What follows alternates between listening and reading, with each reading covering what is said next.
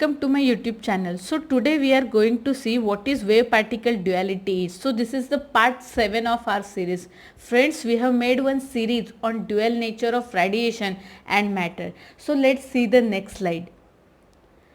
Right now in this picture you can see the photon, right, wave nature of photon and particle nature of the photon. So, right, so to explain wave particle duality we have one well known example, that is of the light.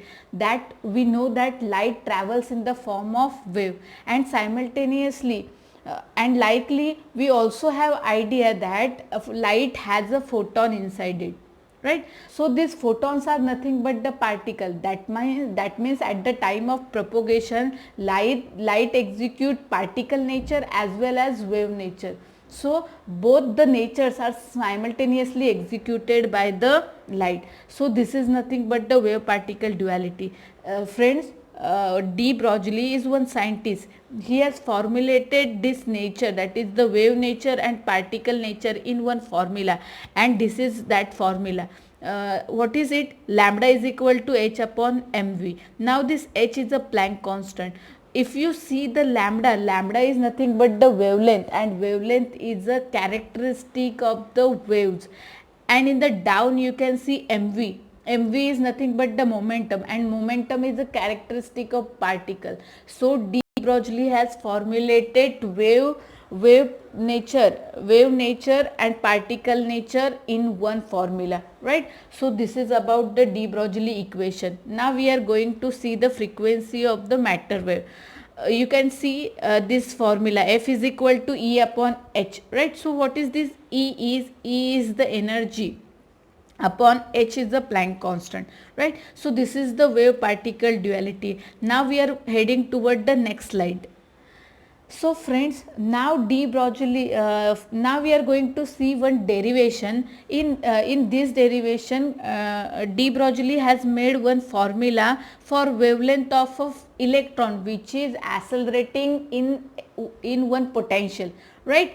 So what we should assume here, that we have to consider one electron. That electron has mass m, right, and we have put that electron in a potential of v. That means that electron is get accelerated to because of the potential v, and because of that potential that electron has got some kinetic energy. So we can write here potential is equal to kinetic energy, right. So now if we take m upon 2 to this side, and if we remove the square, then we will get the second step, that is v is equal to under root 2 v e upon m, right. So this is the value of the velocity, right. Now in the next step we are going to keep this value of velocity in the de Broglie formula.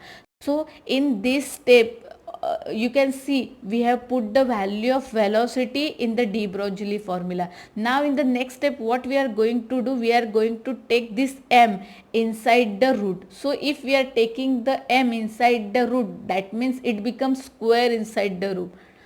That's why one m get cancelled, and we get the equation lambda is equal to h upon under root 2 v e m. M is the mass of electron, E is charge on electron, V is the potential in which that electron is accelerating, and lambda is the wavelength of that electron, right. So this is the formula which is formulated, which is derived by the de Broglie. So what this equation suggests us, that electron which is particle in nature, that electron is executing particle as well as wave nature, right. So now we are heading toward our next slide.